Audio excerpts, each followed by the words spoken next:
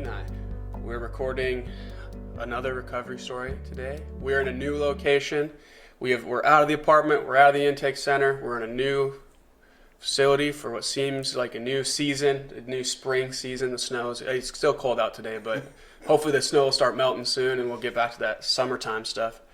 We're here with Ty today. We're excited to hear Ty's story. Ty went through the Henu Wellness Court program. If you're curious about the program, we'll mention this at the end as well. We also have a podcast strictly about Henu Court, but today we're here to ask Ty about his experience going through the Henu Court program. Ty, how's it going today, man? It's good as long as I stay warm. Yeah, it's a challenge today. Oh, yeah, 10 degrees. Truck was very hesitant. I'm happy to be here and do it. Cool. We're happy to have you here. Yeah. So we'll jump right in. Take us back to right either before you got into Henu Court or the process of getting into Henu Court and kind of what led you to Henu Court. Well, I mean, I'll be honest. I went back to jail for my, fifth or sixth DUI. And I had always finagled somehow here or there to get out to some rehab center or something. Mm-hmm. And when I went to jail this time, besides sitting in the drunk tank and somebody kicking me in the head saying, "Have you had enough?" Mm-hmm. And it wasn't a sergeant, it was somebody from up above. And I said, "Yep, well, I got to learn about this wellness court thing." And my first thought, well, hell, I'll do it. I'll get in that program because I'll get out of jail. Again, another way to get out of jail. Right. So at that point, it doesn't sound like you had kind of reckoned with your relationship with alcohol. It didn't seem like you, going in, even like in the process of getting into Henu Court, weren't attempting to get into Henu Court to really, at first, tackle your relationship with alcohol, but kind of just trying to get out. Right. That's the truth. Just to get out. I've been through many rehabs, and I figured, well, if it's just like the other rehabs, I'll teach them. They're not going to teach me because I already know it. Right. But it changed my mind once I got into it. Yeah. It isn't an easy process. Not at all. When what was the first moment that you realized that this wasn't going to be like all the other ones? Like, where was the moment where okay, what is this place kind of thing? Well, actually, one of the process was the wellness court probation officers. They'd come and get you out of jail for a day and take you and kind of show you the program and stuff and what kind of going on. And they came and got me, which that was unusual for the first. But still, I just was going in. I'll get in. I want to get out of jail, and I'll see what happens. Mm-hmm. And I've been through all kinds of stuff, and I can always do what they say. Right. And get along until I get on my own, and then off I go. Right. Mm. So what was that, the day they picked you up, what was kind of that experience like? Did you kind of have some thoughts about, ooh, this isn't what I thought it was, or? Well, that it was going to be different. Mm-hmm. Mm. Right. It started to get me a little, well, let's see how it goes, because they had the power. They could always put me back in jail. Right. Yeah. And so when you got into Henu Court and you kind of started that process, what was the first thing that you noticed that was like they were like that it was real now, that it was different? You know what I mean? Like, because it seems different, you know, it might be different. You kind of seemingly don't know how it's going to go, even like after your first day trip. You really get in, you start the program. When was the moment inside the program that you're like, yeah, this is different? And what kind of was different, I guess? I got to learn at first is all they had to offer you. And the way they didn't teach you like they were superior to you, that they were just I was on their level. I'm a human being. I'm not just a convict or a prison person. There was a lot of restrictions and a lot of stuff we had to do. And at first few weeks, man, it's hard. Yeah. Until you get yourself into the program, put it on a routine. Yeah. Right. Definitely. So I'm curious, just real quick, how did you get that impression that they were kind of like on your same level? I understand that you interact with a judge on the regular, and like you're coming in from prison. So how did they establish that connection? Well, it's the judges. You never really seen them until every Friday you went to court, and it wasn't like a state court. It's just you go and you sit on chairs, and there's a Hindu judge, a native judge, and a superior court judge up there, and they're sitting at a table right in front of you, same level, so you're eye to eye. Wow. Yeah, I think that's important. Yeah, it's not up above like they're superior. Well, and that makes it more of a, how would you say, it keeps you more comfortable. And they talk to you just like a human being. They're not, a judge way. Right. It Like doesn't they're feel in like command. right. Well, Yeah. they are, but they don't talk to you that way. And that's probably, I mean, especially It's a big thing. yeah, especially if you're somebody who's been through the court system more than once, and you're kind of used to this typical like judge me relationship where like I kind of feel like the judge isn't really on my team or doesn't really like me that much, or whatever your perceptions might be of a judge. Then you come in and they're like, "Hi, Ty, how are you?" And you're like, "You didn't call me by my government name. What do you mean?" I'm uncomfortable now, But yeah, what was that court experience like? Because I understand even just from like you said, you're at eye level, and we kind of talked about this earlier. You sit in a circle, right? And so are they in front of you? They sit in front of you. The two judges and the other court record. They have a court recorder. Right. And you sit across from them, but it's just a small room. Yeah. It's a little more casual, a Yeah, little more it's comfortable. comfortable. And then the attorneys and the district attorney, they're and usually your therapist or in your case manager, they're sitting there, but you're all on the same level. Right. And I'm sure it's like sounds like, and maybe you can tell me if I'm on the right page or not. It sounds like it feels like for probably the first times that everyone in that room, like you're in court, and it's a very real court, obviously, and it's a little bit more casual, a little more comfortable, but you're there for a pretty important reason. But that you probably feel for one of the first times, I would assume or imagine, that for the first time, everybody in that room, that like typically there, like you said, your case manager, like the judges, these people that are facilitating your program, really probably feels like they're all on your team for like probably one of the first times, seemingly. Oh, well, yeah, they are. From what I found out, before we even go into our court, they all meet and discuss every person that's in the wellness court. Cool. And if somebody has, well, I think maybe this is going to help them. So they figure out what way that individual how they can help you. That's what their whole purpose is. And they show that, how they can help you, because everybody's different. And they recognize it. Well, anybody should recognize it, but they really recognize it. They don't treat you all the same, because some people aren't doing what they're supposed to, others are, but they still, if you do something wrong, they'll give you a sanction. But I think it's 3 sanctions and you're out, right, or something, or no, I seen 6 people maybe? relapse, and they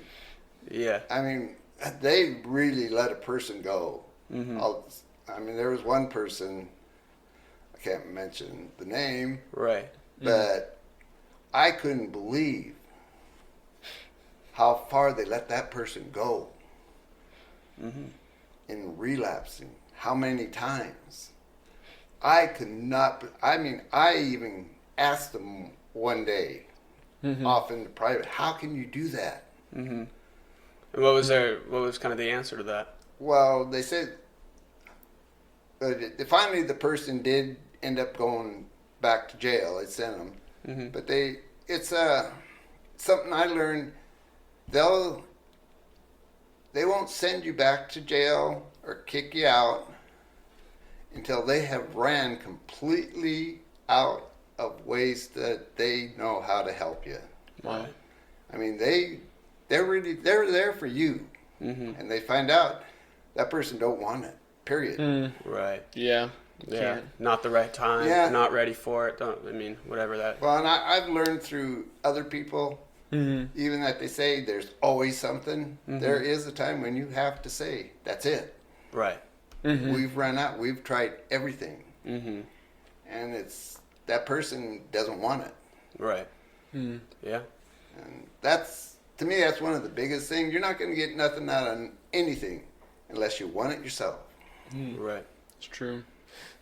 Now, I would assume in order to get good strategies, they have to kind of get to know you, right, as a person, to know what's going to work. That's the way they treat you. They get to know you. Okay, so do you establish almost like, I mean, some kind of, obviously a relationship of some kind, but was it seem pretty friendly or Oh, it's friendly. really? Yeah. Oh, yeah. That's awesome. And so is that so when you meet when you're in the program, what's kind of like what was you like you said establishing a routine, what was kind of that routine like in terms of the program? Oh, well, like at first it's crazy. But you grow into it. Yeah. There's like a meeting schedule, like you have to meet so many meetings or kind of like a regiment that way. You're supposed to, I think it was, well, they wanted you to go to at least 3 a week. Then you had to call in in the morning to, it's a state number, I think all people that are in different programs or on probation call into to see if you had to go in and take a UA.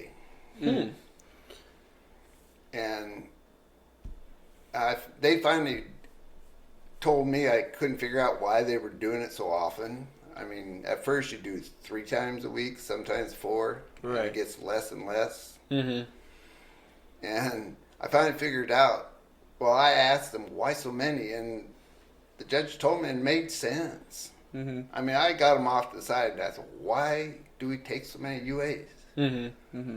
Well, I guess the way they explained it to me, and I can understand now, is it works on your mind. I'm not going to drink because I got to take UA tomorrow. Or I don't know. See, because you don't know till that morning. Right. When you call. And so over a long period of 18 months, it's worked into your mind. You may not know it yourself.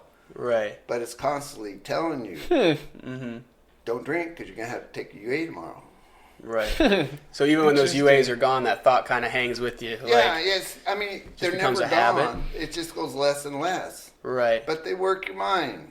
And to the point to where you don't really outthink it, but your mind's saying, don't drink because you're going to take a UA. Right. Yeah. Yeah. I mean, even now, I mean, I know I don't have to take any, but it's back there. There's still a little part of time I'm that's not even on. They let can't me off probation. They surprised me one day. I mean, the state did. They just called me at home and said, "Judge said you can go. We don't need you no more. You're not a problem."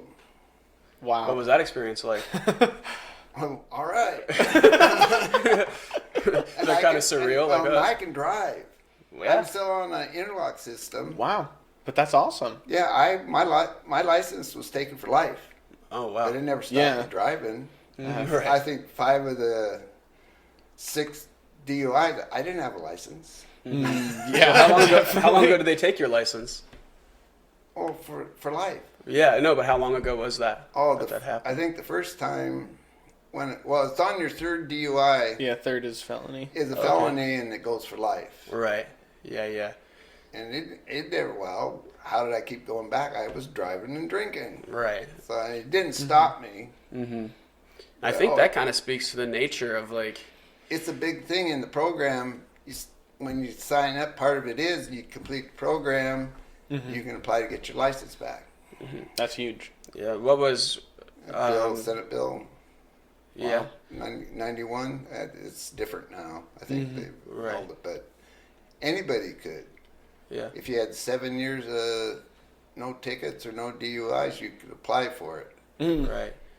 And so did they help you through that process of like the paperwork and the process or just? Oh, yeah. Well, you go to, once I completed the program, yeah, I hadn't been sentenced for that DUI all this time.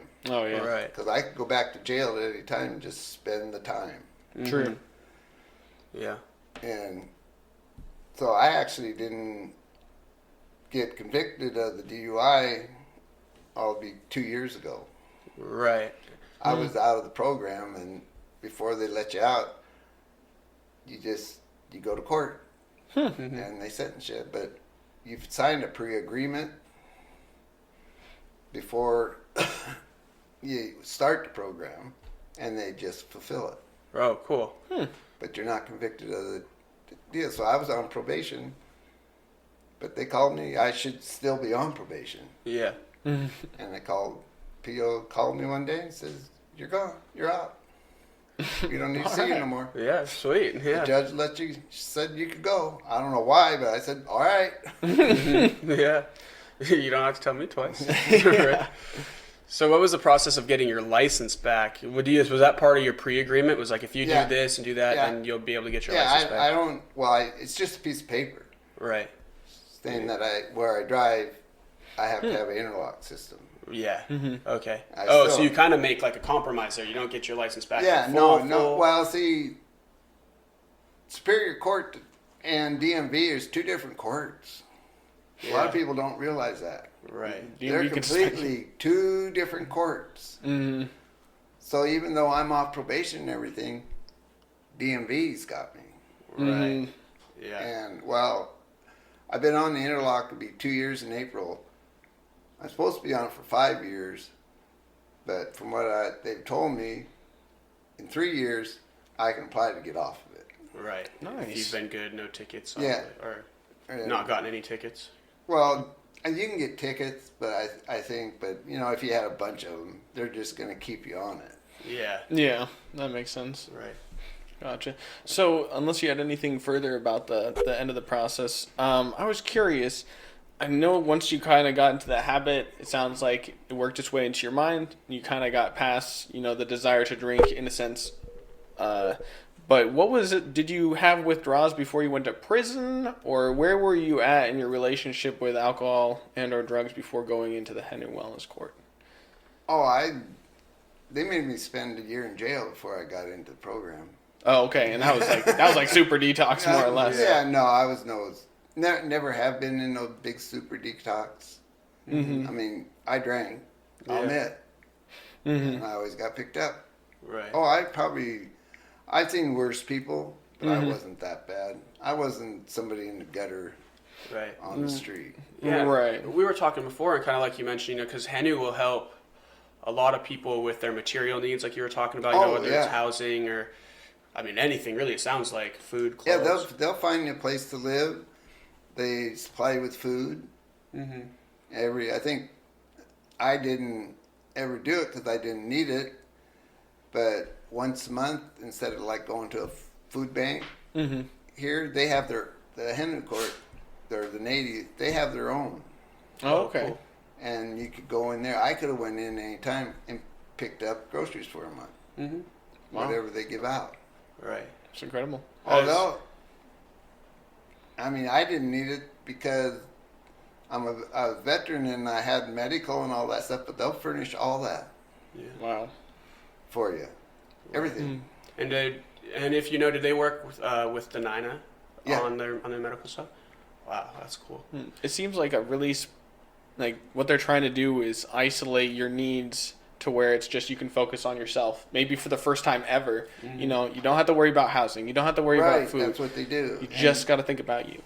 And then they realize that one big reason why a lot of people that get out of jail go back to jail a lot is transportation.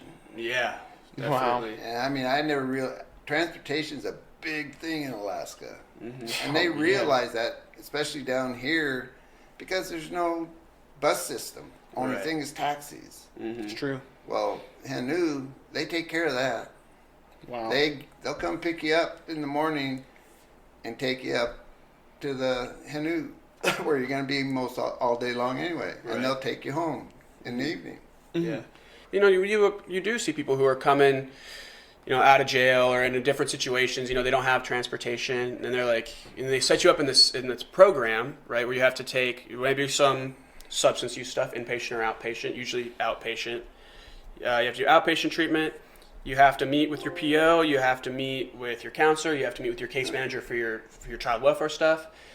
Oh yeah, and by the way, you live in Sterling. You don't have a house. You're camping out in Sterling. You don't have a car. We're in Kenai. Like, hope you make it. You have 6 appointments today. 1 in Kenai, 1 in Soldotna, and I hope you get there. And then and even with carts, carts is such a difficult thing to navigate sometimes because they may be there on time, maybe a few hours late. They may not be able to come out at all. You have to reserve 24 hours in advance. You get a UA at 6 a.m. Or at 10. You find out at 7. You're like, how am I supposed to get a carts now to my UA? Because you called in and may or may not had one. You just hope you don't need it.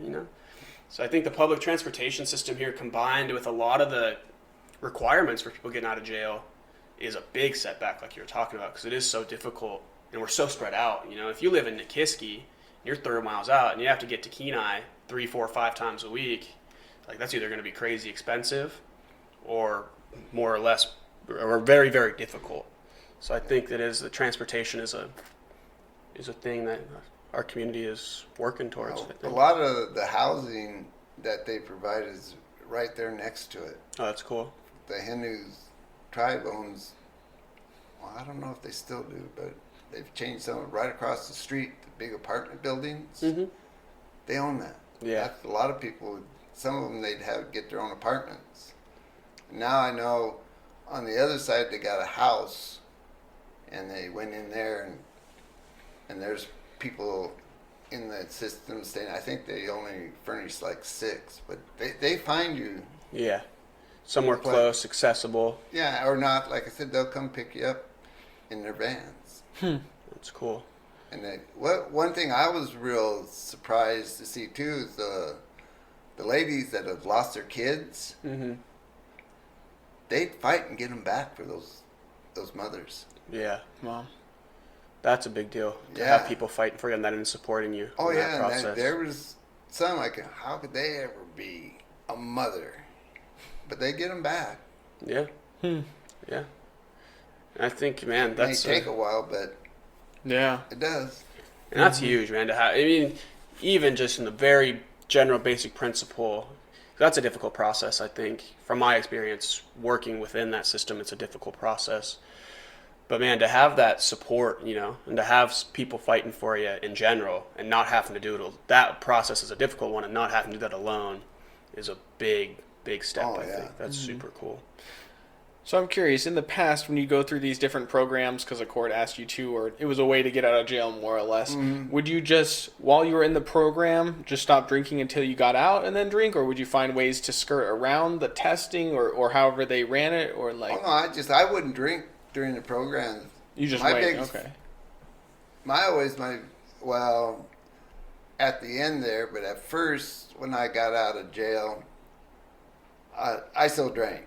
Mm-hmm. And they ended up putting me back. I ended up spending more time in jail than what I was sentenced. Right. Yeah. But after that, I wouldn't drink all the time, and even on probation, I wouldn't. Mm-hmm. But as soon as I got off probation, look out. Right. Oh, okay. So by the time you got to Henu, you had already been capable of staying away. It wasn't like it was controlling your life in that aspect, but it always came back. Oh yeah. So what did they do that kept it from coming back? Well, it's just the biggest thing is, I look back. Besides the person itself, like me, you have to want it. Mm-hmm. Mm-hmm. My biggest thing is, and even though I didn't use all they had to offer me, it's what those people, those judges and those counselors, what they did for me. Mm-hmm. And I don't want to let them down. Right. But you kind of feel like you owe it to them because they gave you everything you needed. They'd really feel bad. Mm-hmm. The way they treated me and stuff they did for me and looked out for me, I would make them feel down if I went back. Right. Isn't that crazy? Besides myself. Yeah. But that's the way they make you feel. And I don't want, for what they did, I owe them that. Right. Wow. it's almost like a debt, but also you're grateful, you know? Oh, very. So, And wow. Ty and I were talking about this earlier. You know, I think that's a big, especially when like you go through maybe a hospital or somewhere a little more like rigid where you're there all the time, and it's kind of like everyone, no matter how close and trusting you are with those people, like they always kind of have a badge, and there always seems to be a little bit of a separation. And you don't get that same like, almost like letting like your parents down, or like a good friend, or a good like people that you really really value. I feel like you don't get that same dynamic in some more traditional programs. Or like in a place like Henu, when you can really develop that trust. It's interesting that it's not like, man, if you do thing X, Y, and Z, you're going to go to jail or you're going to get in trouble. And like with Henu, you will, right? Like if you were to go out and start running and gunning again, you get in trouble, right? But they put really the focus on like you and like what happens to you. And I think a lot of people, especially in their active addictions, are kind of thinking, at least, I mean, from a personal experience, like, I don't know if you know, man, but like, I'm not too concerned with what happens to me right now. If you can, or like when you kind of put that, like that investment, like their investment on your end, like we are all of us, including yourself, including us, are going to be feel however about it, whatever like that looks like. I'm not in the program, so like I don't really know what that looks like, but we are going to have even just an emotional consequences. Like, man, I don't want to let these people down, like it's kind of like we're all invested in me together. It kind of brings that community to you, that like I don't feel like you get as much in more traditional programs. I think they're producing value really in yourself and value in the relationship you have with them, of people who have shown you love through gifts, from caring about you to conversating with you and coming down from their position that, in everyone else's eyes they've earned, to talk to you as person to person, to try to figure out what can change. If you had all the opportunities, could you stay away from what you struggle with? Yeah. And usually people don't get to see that even, right? Because one thing leads to another, and usually it's this downward spiral we've seen time and time again until they hit rock bottom and find a way to bounce back. But it'd be nice if when you hit rock bottom, there were people to help you back up, kind of a safety net, so it didn't have to just, take you out for. And I think like kind of was what I was mentioning before, is like you kind of develop that support network in a way that's like very person first connection oriented. You know what I mean? Versus like, I'm trying to think of a way to put this to where the values are different. You know what I mean? You value your support system in a way that's different than I think you normally do in a more traditional program. Because it's not like your friends, your family, like this is like your recovery support network, and like it's comprehensive, I guess, is kind of what I was trying to say. Okay. There was a million other better ways to say that. I already know. Well, the way I looked at it is they see things in you that you never realized. That's what you needed. I mean, it came to me, I grew trust. Right. Trust was the big thing, and if they told me, hey, we think this would help you, or something I never think of. Right. I got to the point, what they tell me, I trust them. They must know. They do. They see you in a way that you never see in yourself. Right. And they see what you need. And that's probably why I say I'd let them down, because I trust them. And all they did, they spent a lot of time on me that I never thought they did. But they spent a lot, and every person in there, they spent all the people, even the lawyers and everything else, they spent time. Yeah. Because they wanted to see you get better. That's like the ultimate.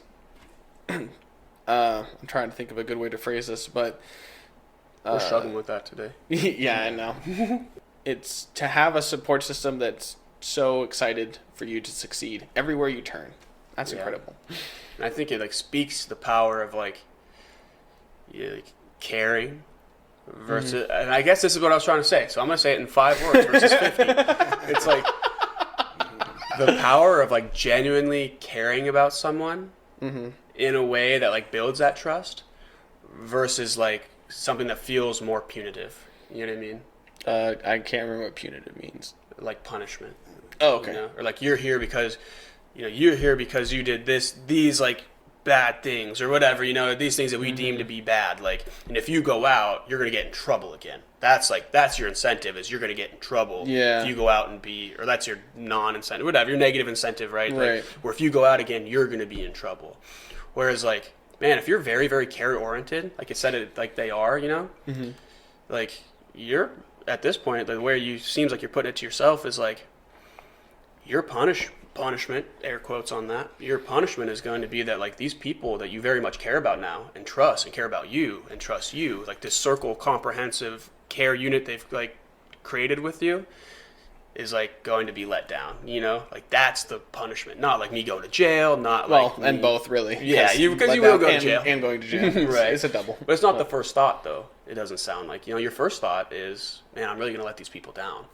And I think that's like something that we don't see a ton of in some of our other stories, except for a lot of our Henu ones, where like, because I think Thomas talks about that too, like not wanting to let the team down, just kind of I think it's a more unique perspective, and it's like care oriented, like person first, care oriented care, I guess. It's a lot of time saying that word, but I just think it's like the different questions at court. I feel like you're asked, why do you keep doing this? And we don't want to see you again in here.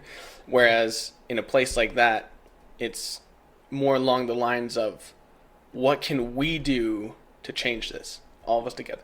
Right. What can we do? And then, it's not, you're not butting heads with authority in the sense of like, neither of you want to be there. Neither of you want to talk to each other. But in this way, you're all kind of on the same page. Yeah. It's really cool. I guess what I was trying to say, it seems more team oriented than more traditional. Oh, it is. It's not like an inpatient. It's not even close. It's so much different and so much better. I mean, you go to inpatient and it's just about every day. It's about the same thing. We're going to learn the tools. Those tools ain't going to do no good if you don't want them. Right. That's why I said I could go to an inpatient. I could be a teacher. Yeah. I know them because I know exactly what they're going to say.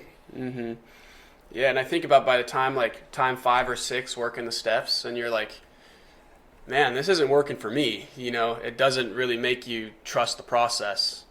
I think that trust is a big deal, because I think when you go through a 12-step program, from what we've heard, is you begin to trust those tools and those processes and those things you learn throughout the program. And for some people, that really works. That's what they need. They need the toolbox, and they need to trust something like that. Where it's like putting their, because some people have a hard time, I think, trusting other people as much as, and there's varying levels of that. But you can, it's not as difficult, I think, sometimes to trust like the tools you're given, and like more of those like, and I think for some people like having that toolbox is like huge, I think for other people, because I think you're not alone in the sense that like that just didn't seem to be doing it for you, and like not everything, there's no one size fix for everybody, and that you needed something, you needed that to be able to trust people that were going to work with you enough that really developed that person trust, like that, like trust in these individuals and this care support network and this is what I needed, I think it's different for everybody,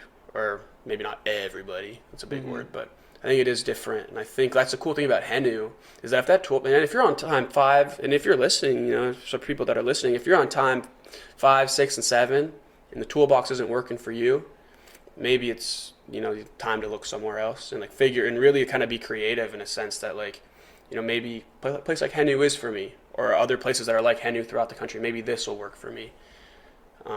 If that's something like you're ready to process, Yeah, because I like the Henu idea. I think that care first, person first. Yeah. Is a. Oh, that's definite. They care. What do you think that places who do offer, man, I'm trying to think, like inpatient places or places where you feel like you could teach at, what do you think that they could do differently that would help kind of mirror what Henu is doing to build that trust? Like, how do you replicate that outside of somewhere where you basically have to go to jail in order to be considered? I'd say be more. Well, you can't say just one-on-one, but in a way, yeah, be one-on-one, but be more their friend, not just the teacher. Gotcha. Right. So it's that constant kind of reminder that they're an authority that throws things off. Just as far as because connecting. I'm the teacher, I'm your friend. I want to see it. Let's become friends, and this is, but make that person believe I have things I can tell you, not order you. Right. Okay. So if it's kind of like, you have the sponsor system in traditional meetings, right, which kind of accomplishes that, but your sponsors aren't an authority. So do you think that's kind of the big difference, is that the people in authority having that same level of like right, interpersonal connection? Right. More of a, I'm your friend. Yeah. But I may know something that will help you into the right way to recover and stay that way. Right. It's almost like having I'm not saying that I don't think about going out drinking. Because I do. And I'd be stupid if I said I wouldn't. Because I don't know day to day. Right. Yeah. It's almost like this kind of had this thought. It's almost like having a sponsor who's like a professional, Yeah. which is, I mean, in a way, like, and even I wouldn't even say, because I feel like even using I don't know, I'm not even gonna go there, but like, it's kind of cool, to have that like friendship with somebody that you feel comfortable with, and you feel there's like that friendship dynamic with someone who really knows what they're talking about when it comes to you, the things you're going through, and kind of knowing what you need. Like, man, if all my friends knew exactly what I needed, like, that'd be pretty sweet. You know what I mean? Like, it's not just you in the wellness court, the Hindu thing. It's not just one person. Well, everybody in the authority over me or in the group, they all have a different idea of what would help me. Yeah. And they all sit down and discuss it. So it's not just coming from one person. You may hear it from one person, but it's coming from a bunch of people that's looked at you. Right. Yeah. And say, well, this may help that person. They can't guarantee it's going to work because nothing may not work. Yeah. It's so interesting because, I'm excited about Hindu Wellness Court, that they have this new way of doing things. It's relatively new, though, and it seems pretty resource intensive. So maybe they're kind of like the test to see, hey, does this really work? How successful is this? And I'm hoping that we'll see more programs like that in the future. Maybe not in court relation, but right. Yeah, I think that is because I personally think the program itself, and the way it is run is very valuable and like and it is new, you know what I mean? I think that's like, and obviously that's part of it too, right? It's new, it's different. It may work better for some than others, but I think those some that it works for are the ones, like you said, that kind of, went through the 12-step process. So I think like that's kind of what happens first, is like you try the 12-step. It's seemingly, like even Thomas had said he'd been through a couple 12-step programs first, and it wasn't really working for him. So I think like having those two that can kind of work together and be like, okay, this isn't working, let's try this, and so I would like to see that. But I think that's like where I was going was that's the accessibility challenge, is that because it is resource comprehensive. I mean, how many people were in your class, or when you first went in, how many people were also in the program? Do you remember? Was there 9 of us? Yeah. So I mean, like a lot of they only take so many at a time. Yeah.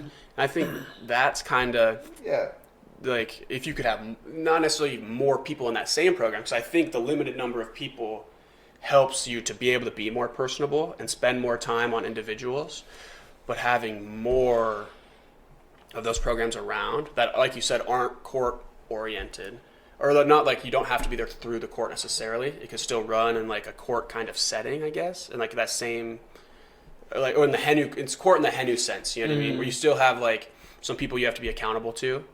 Yeah. But one that's like, well, I guess more accessible, Yeah. I think that would be cool because I like the program a lot. So I think. Well, I think it works a lot. I think like Anchorage is different.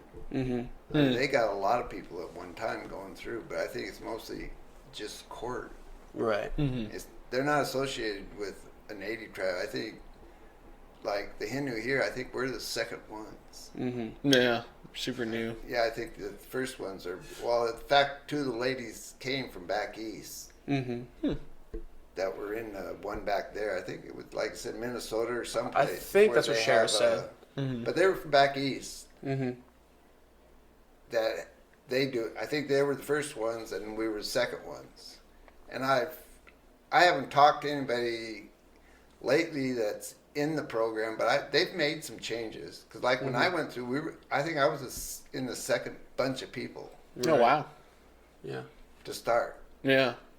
and so they were new. Mm-hmm. And they've made some changes. Well, especially with the COVID. Right. Oh, I bet. Oh, I think they do everything online Oh wow. or That's Zoom incredible. now, That's except tough. for UAs. Mm-hmm. Yeah, that's gotta be tough. Yeah, I know. I mean, I've talked to people that were in it, and I think what they said, all their stuff was done online. Yeah. So, like, when you're in the HENU program, you started with, I think you said 3 to 4 meetings a week, right? They required you do 3. 3. They wanted you to do at least 3. Yeah. How many were you doing? Like when you first started in HENU? I went about every day. Yeah. Well, see, I was a little. They could pick me up early. I did because I didn't live that far away. Mm-hmm.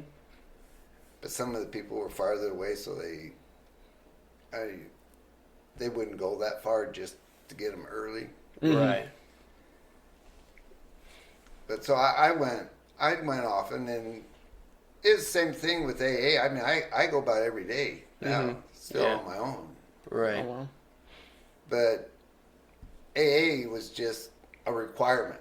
Mm-hmm. And that's the way I always, even when I was in halfway houses and stuff, just to get out of the halfway house, they'd have to let you go to an AA meeting, or Right. NA meeting. So I was just using it. I wasn't using it to better myself. Right. I Yeah. was just using it to get out. Right. Get a breath of fresh air. Yeah. Yeah.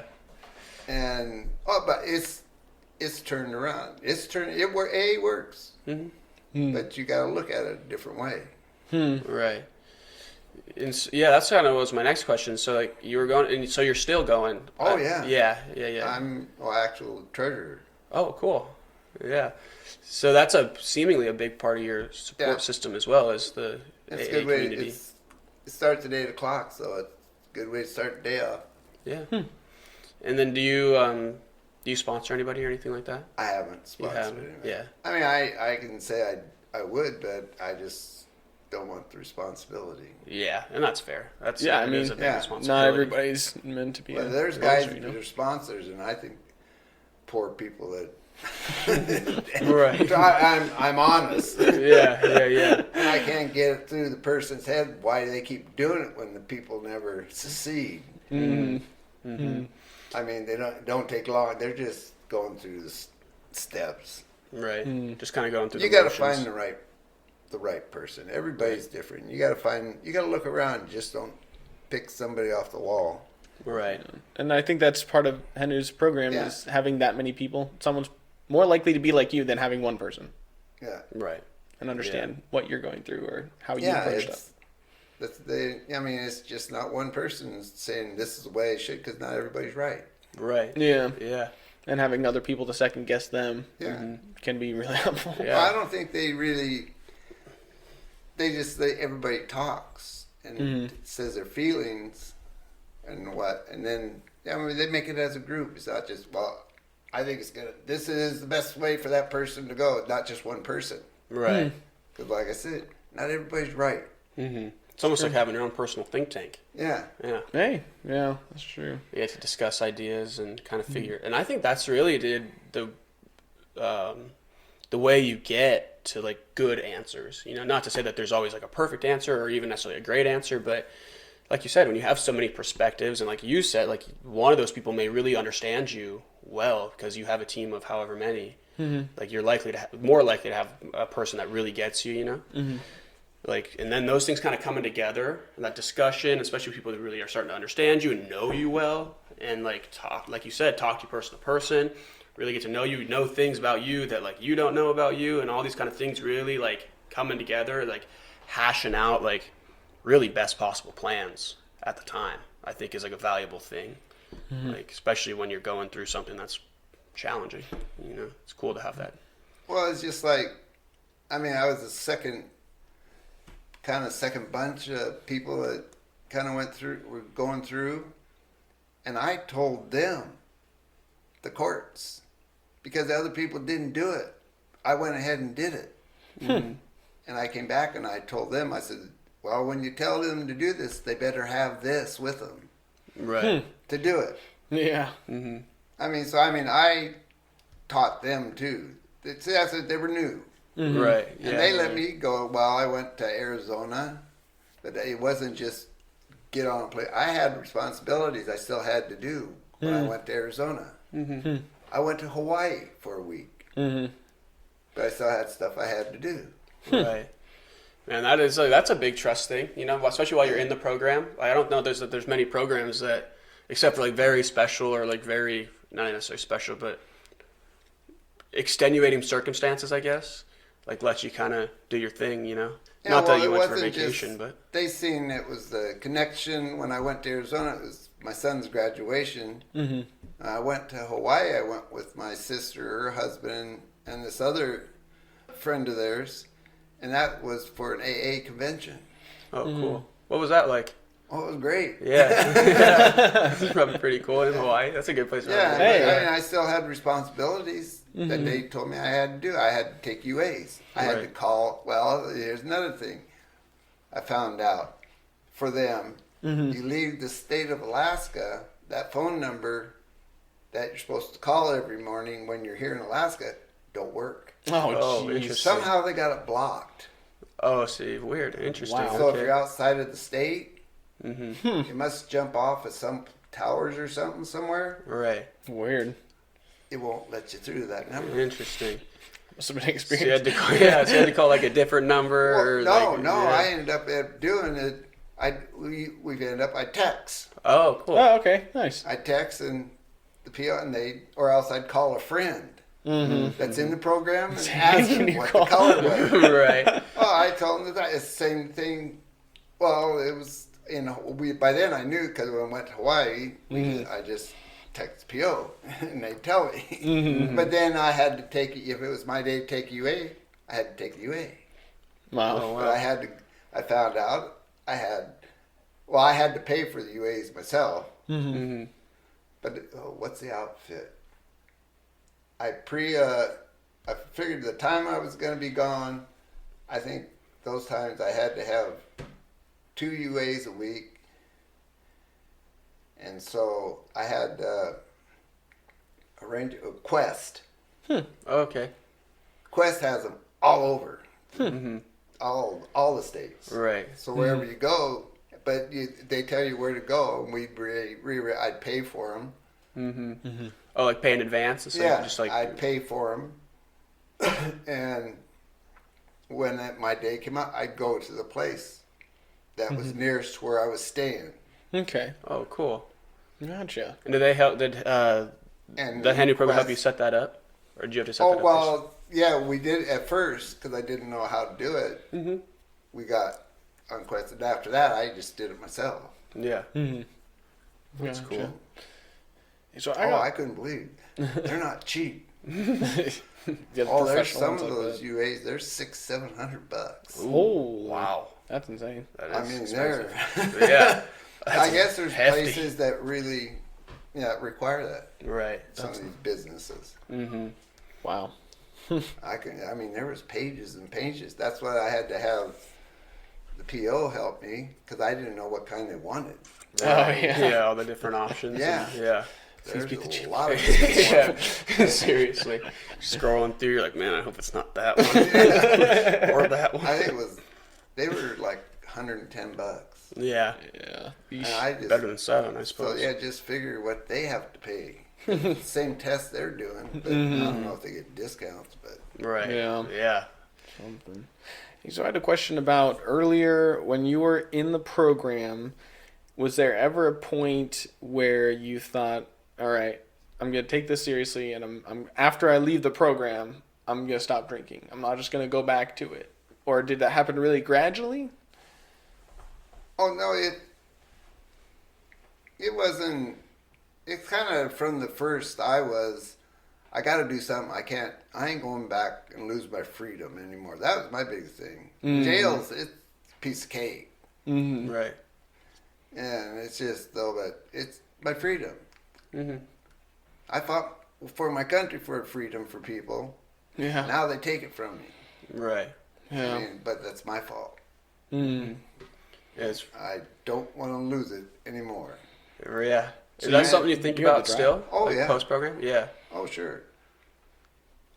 And they turned my thinking around. So you already came in to the program with intense desire. Right. This was when you were really going to get after it, kind of thing. Well, not at first, but it got me to that point. What inspired you?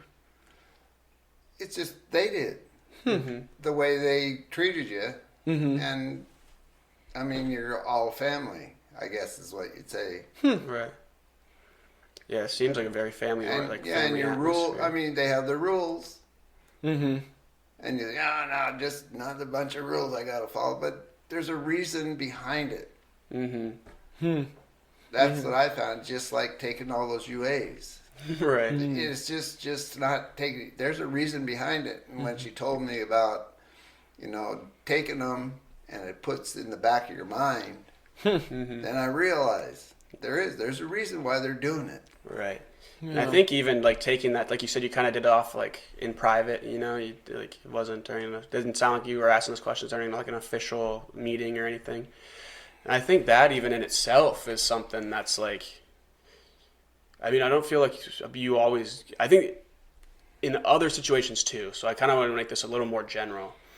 Even like when kids ask questions, I guess, you know what I mean? Or like when you get anybody ask questions and people are like, just do it, or just like, don't even worry about it. Like, you're just here to do it, Like, I think that like offhanded answer is off-putting, So I think people that like, it kind of shows in a way, like symbolizes in a small way that level of care. To, like people like even off in private will take that time to like, well, here's why, man. Like, here's the deal, There's no like, no magical thing. Like, we're just trying to make sure that like, and like can get that idea planted that like, we're going to like, there's a backbone here, like that's kind of a cool idea. Yeah, and think about it like this. When you have something like UAs that you have to do, but they're helping you in some way. Yeah, I'm sure they're annoying. I'm sure they take time and, they're inconvenient. But then if you spent the same amount of time forcing someone to dig holes because, they were in prison, you would have the same amount of inconvenience, the same amount of time spent, but you wouldn't get anything from it. It's not to help you. It's to punish you, to keep you from doing the thing. It's not to train you or to help you to succeed. Right. No, that's exactly right. Yeah. There's a purpose behind it. It's not a punishment. Yeah. Yeah. Like when you're in prison, I'm sure they're hoping that you'll just figure out you don't like being there and you never want to come back. You're not there to like learn about yourself or figure out why you're doing the things you're doing. Just, There's a lot of guys that enjoy it. Right. Or they want to stay. Well, sometimes they don't have any place better to live. Right. Yeah. At least Like I say, 3 hots and a cot. Mm-hmm. Figure it out. They got it figured out. They know how to commit a crime that they'll go to jail for 6 or 7 months only. Yeah. Because it's Right. way better than the alternative. Yeah, than Yeah. sitting in a freezing cabin up north. Right. Yeah. Or And being they- homeless or Yeah. yeah. Well, they know how to use it, some of them. Right. Well, a lot of them. I mean, that's my thinking, and I'm sure it's probably pretty right, because you'd see them. Right. Actually, Yeah. some of them, they live better. Mm-hmm. Yeah. I Yeah. mean, I bet. And plus, if all your friends are going, Yeah. I mean, Yeah. And I think that speaks for like a lot of, homeless folks in general sometimes, Yeah, no, like in the that's winter true. time. Yep. Like, because I mean, where I'm from in Montana, even just in Billings, Montana, is it's pretty normal. The streets are a little more empty in the winter time because people are, I mean, cold's brutal. Yeah, and it's whipping, man. It's cold. We get actually in Montana. Typically, it doesn't get as cold as it does here, but we get more snow and precipitation on most It's years. colder.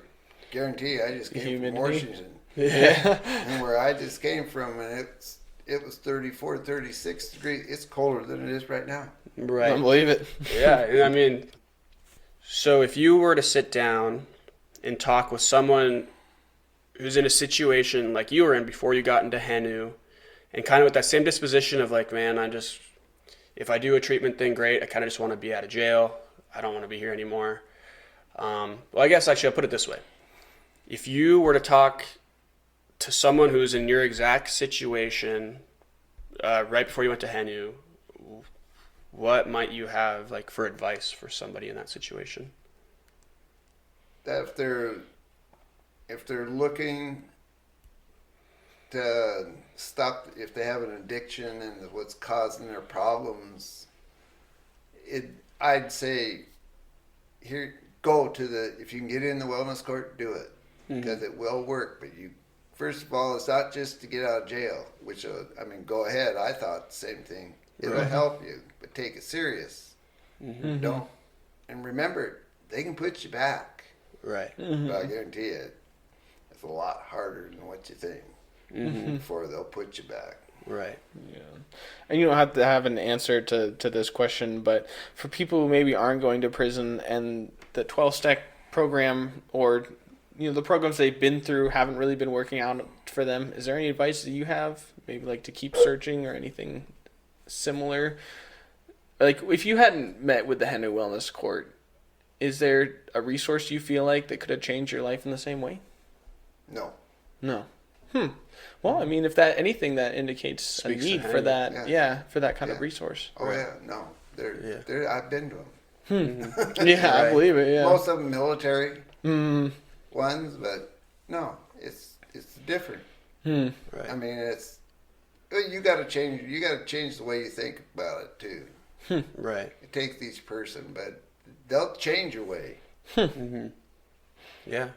It sounds like if you're ready, willing to be a little more open-minded, it sounds like you had a pretty open mind going in. Biggest thing, and they noticed it with me, be honest. Yeah. I mean, even tell them stuff you don't think they'd want to hear. Tell them. They're not going to do nothing. If you're honest with them, And they know it. Yeah. If you're they know if you're dishonest. Right. They've been there. I mean, they've listened to it for 20 years. So just tell them. Yeah. Right.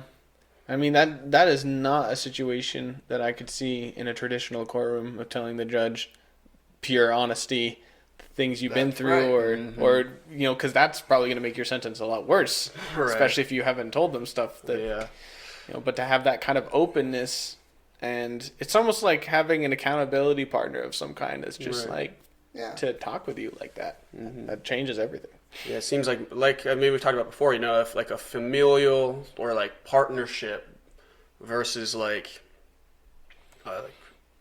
more rigid, like use of the term program. You know what I mean? Like it's obviously a program. There's obviously consequences if you mess up. Granted, you get to mess up. I mean, not get to mess up, but there's a little more leniency than some more rigid traditional programs. Like there still is a backbone, and like you're not gonna like walk in there and like walk all over anybody. Right. But at the same time, like you are going to go in there. There is a backbone, but off of that backbone is like compassion. It's like there is. And and they will be compassionate with you if you're honest and if you're ready and willing. I think that honesty helps you as well, because you can't self-reflect without honesty. It's impossible. And everybody's capable of lying to themselves. We all know that. Yeah. Right. But to be rewarded for honesty, to look at that sorts of things really opens it up. Yeah, and I think that speaks to even more than just people that are maybe in their active addiction, and just that's like a good life thing in general. It's like, because I think it is, man. I think a lot of us as humans are pretty good at not even necessarily lying to ourselves. I mean, we're pretty good at lying to ourselves, but like even just like even get in those situations where you're like, well, you're not quite lying, but you're not quite telling the whole truth with yourself. Yeah. And I think like having the ability to even just be purely honest with yourself is a practicable skill in your own right that'll like make your life better. Like that's a good, not simple necessarily. And not fun. Yeah, and difficult, but that's a good, worth it way for everybody to genuinely have a better life experience. is to be able to be honest with yourself and like others and like be that kind of person, you know. That's, if anything else, they're honest at least, you know. I think that's respectable. Right. Okay, so I got another question. After you went through, or rather, when you went through Henry Wellness Court, do you feel like all the 12-step programs you had been in before, do you feel like those helped you, having those tools? Not really. I know, like, going to AA, I mean, I figured out why, you know, over the many years, why judges and stuff say you got to go to AA, order you, so people just go or whatever. But think about it. Going to AA or NA or whatever, that's free. Mm-hmm. That's a good point. And how many years has it been around? Yeah, 70, 80. Yeah. Yeah. Well, AA More, started probably. in the 30s. Oh yeah, some more. It's almost 100 years. Yeah, Yeah. that's Wow. crazy. Yeah. And I mean, I ain't saying it works for everybody, but it keeps working. Right. Otherwise, it wouldn't be around anymore for and this it's long. just like now I can read the 12 steps. I look at them a different way. Right. With the Hanu experience as well. Yeah, from going there, and when I read actually anything, I look at it a different way, and that's what. And I can figure out, well, to me myself, I figure out, well, it will work if you do it. Yeah. So it sounds like Hanu really, in a lot of ways, kind of helped you to like flip your perspective in a way that like makes even a more traditional AA setting more meaningful. Well, yeah, life in Yeah. itself, period. Mm-hmm. And there's, Powerful. if I run a straight life, there's people that care about me. And I'm sure there's some of all the judges and stuff, they still keep tabs on me. I'm sure they do. Right. Yeah. And there was one thing you mentioned before we started recording that I think would be, because I think a lot of people have this experience, and I think it's important for people to know that, like, because it's a hard thing to go through and a hard thing to do, and I think you speak to this importance well and how important it is, but getting yourself out of those old environments, that old friend group, that old air quote support system, I guess.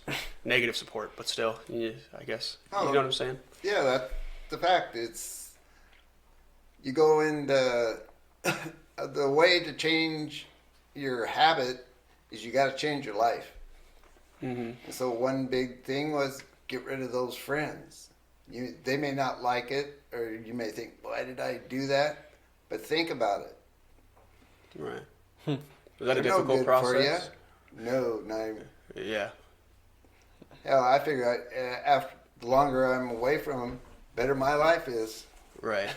That's why I did it, and that's the same thing too. And it's proving to be effective so far, Yeah. it seems. Yeah. I went completely. I moved into another house. I sold my house, had a new one built. Right. And they said, "Why'd you do that? You've been there." I says, "Change of life. I needed to change my way." Interesting. I said, even though it cost me more money, I changed my life, and I figured that's part of it. Get out of that old house, that old way. Right.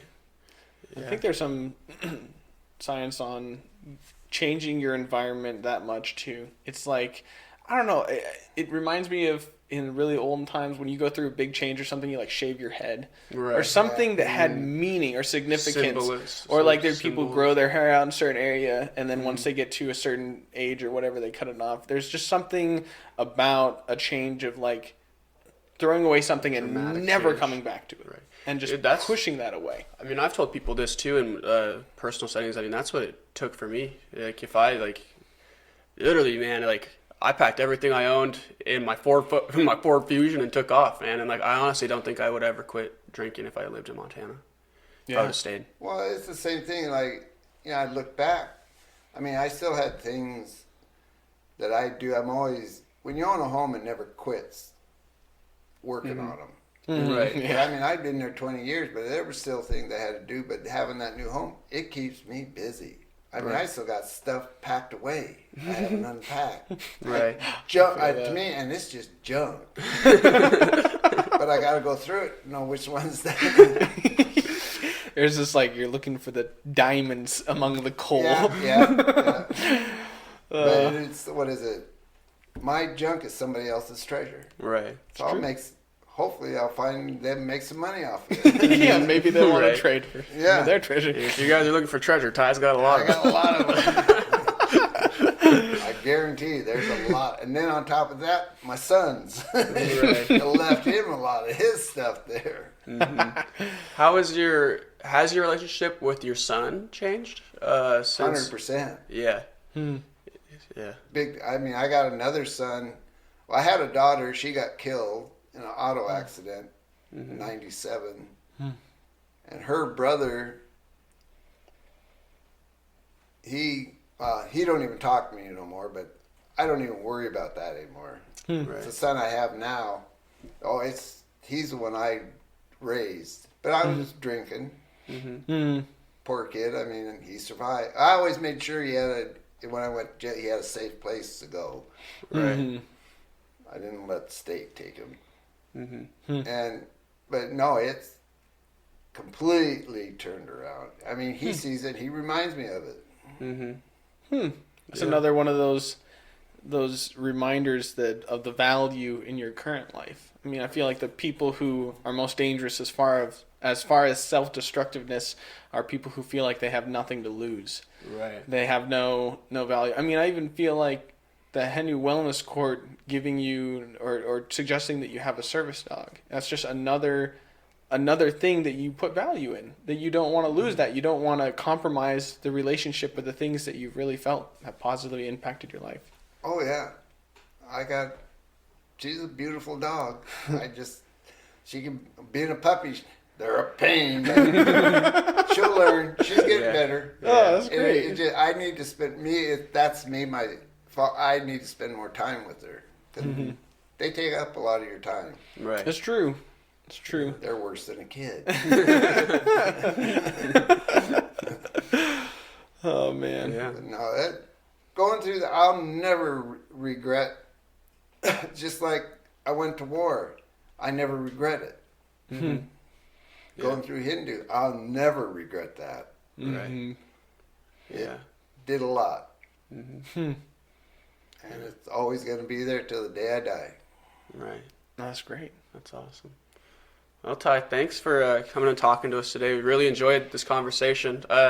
Pre-recording, actually, we kind of had a technical snafu, and so Ty and I and Koebryn got to spend about half an hour together figuring that out. So this whole afternoon really has been very enjoyable. It's been a great conversation. I got 2 new friends. Heck yeah. Yeah. Yeah. I got one old friend and one new friend. Yeah. Thank you, Ty, for coming and talking to us. Thanks for having me. This was you and I for the Kenai.